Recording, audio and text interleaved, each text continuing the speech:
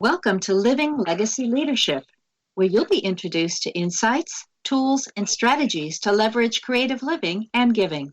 I'm your host, Donna Kim-Brand, creative brain trainer and legacy strategy coach. I help change makers and late career professionals who are deciding what's next to find out what will thrill you and fulfill you, adding meaningful value in your next stage of life. The guests and show content I bring to you each week all address some unique aspect of learning, leadership, or legacy. This helps you raise your own game as a leader in business and life, and also showcases some extraordinary people who exemplify living legacy leadership. At least once a month, I also offer a training session to skill you in game changer thinking for your own application.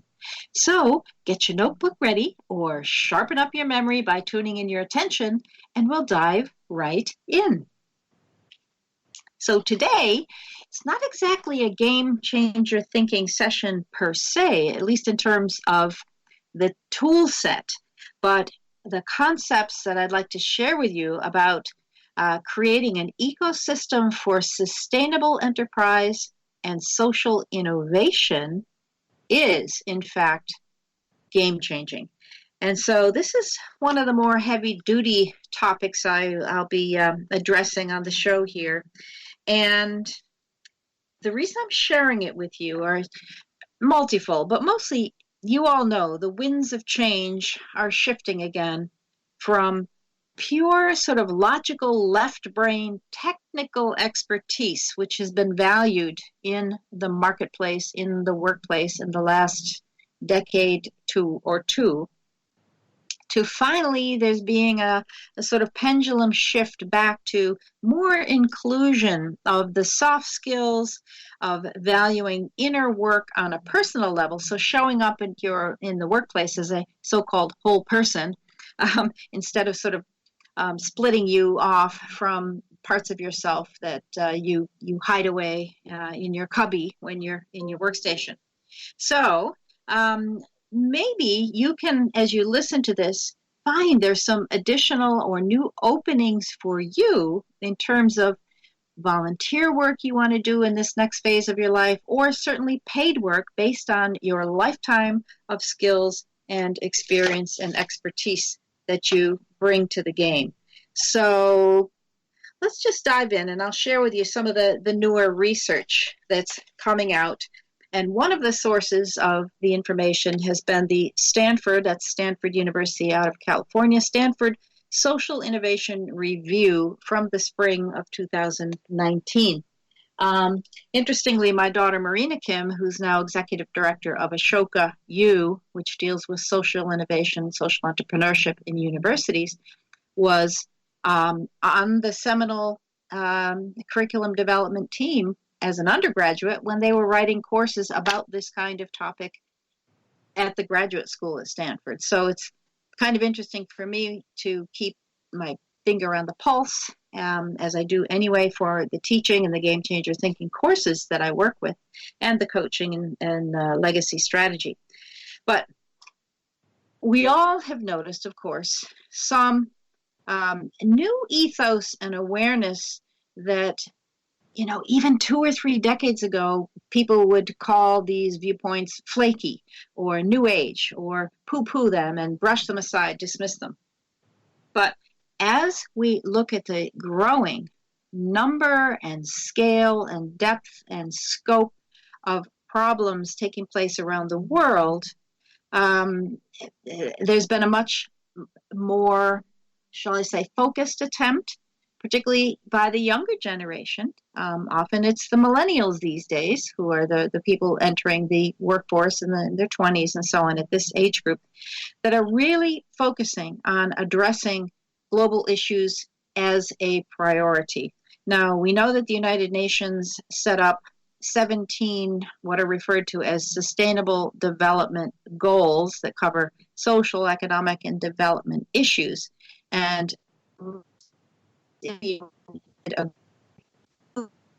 work on issues in the next time. Now, the thing is, when we look at the scope and scale of these problems, who do we look to solve them? Well, most people turn first to government. And we all know how far that's gotten us. Not very far. I mean, governments themselves are failing industries, frankly, full of a lot of entitlement and um, polarization. Certainly, we see that in the States with our political systems and the focus on elections rather than actually getting the work done for which people are elected. But the real problem with governments is they're so complex and there's so many checks and balances that they really just patch over a lot of these problems. They actually never get to solving the fundamental issues, which is a shame because there are a lot of highly intelligent people working in government. They're just stymied by the bureaucracy or the system or the powers that be. So governments get sort of left in the dust in terms of some of the solutions we're looking for on a global scale. Then you've got nonprofits. There are lots of NGOs, non-government organizations, nonprofits, charities. People look to them to solve issues, and a lot of them do a superb job. The thing is, they often focus on single issues. That's a good thing because they at least are addressing in a small scale certain specific issues. But I know from, I do part-time work at a nonprofit, and they're always struggling for funding, for resources, for staffing, having to use the time and energy to survive rather than even focusing on what they're there to do as their key work and offering to the community. So nonprofits have their role like government, but they also are undercut in some ways by just the nature of who and what they are. So that then has us turning to the business community. Now, the business community includes the large corporates. We're familiar with that, but it also includes entrepreneurs, certainly more and more nowadays. And you also have that hybrid of an entrepreneurial corporation or organization. So individual entrepreneurs, most of us, and I include myself in this group, we kind of fly under the radar. Nobody really pays us much attention. We do what we do, try to make a difference in the world, invest a lot of energy, mind power, sweat, grit into trying to achieve things in the world, and can make a difference perhaps on a local level or whatever it is we're working on.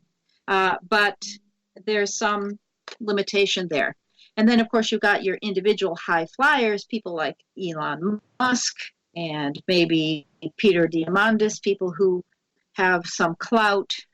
They're well known, they're high flyers and globally recognized. So they are able, as pivot people, to influence a lot more people as single entrepreneurs. And Elon Musk is one I would definitely keep my eye on in terms of dealing with a lot of these issues.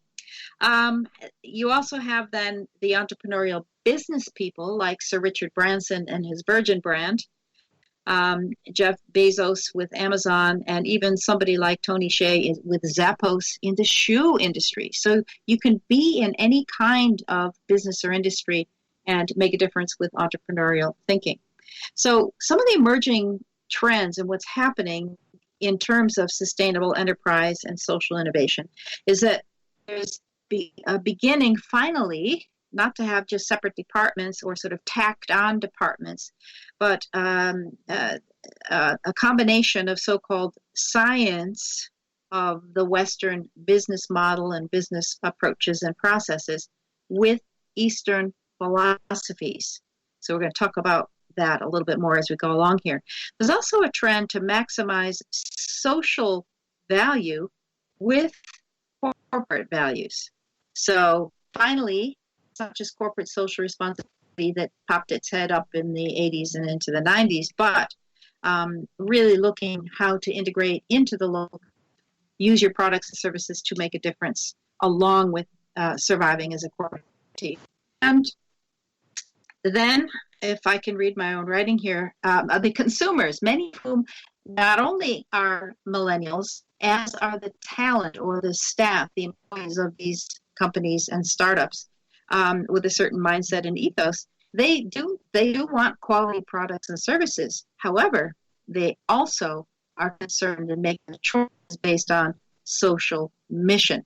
That's why referrals and what's the word for people who make recommendations. They're reading all these references, recommendations, and approvals before they're making buying decisions on any number of goods and services. So these are some new trends.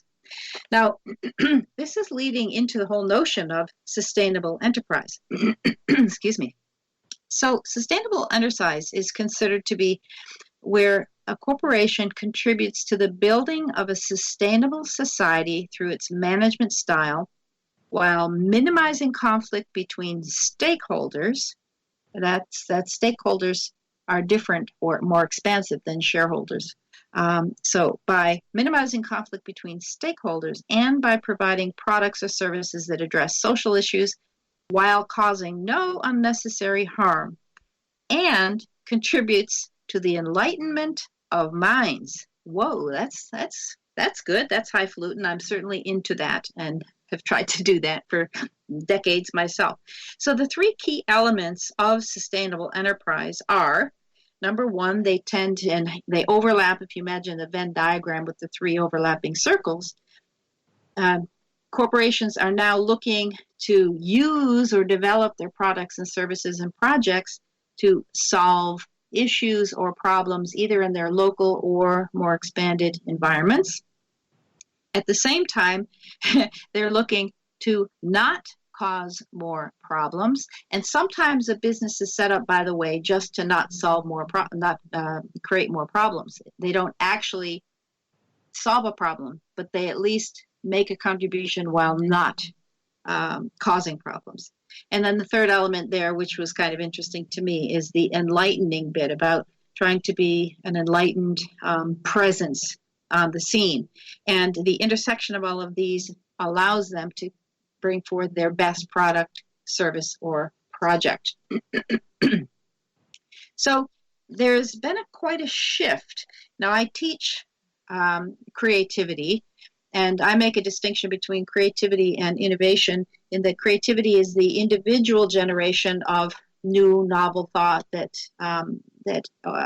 or new application in your life or in the business, whereas innovation tends to be much more about sustainable creativity that brings a reward or a profit or some outcome that makes it worth sustaining. So there's been an evolution over the last couple of decades of innovation, how we look at it. It moved from what's called closed innovation, which is centralized inward in an organization, to open innovation, where it's externally focused and there's collaborative innovation. And I've taught in both of these circumstances, working inside companies like 3M or Sharp or Siemens, governments, the ACH, that's the Financial Clearinghouse, a lot of different companies. And also I've worked in open innovation where we brought in groups either within a certain organization, cross-departmental, or different organizations coming in often on a public course where they would intersect and learn to be creative and innovative, collaborating and bouncing ideas off of each other. Well, the new thing, which is kind of interesting because it's also what in neuroscience has been showing up, what's called a network of networks.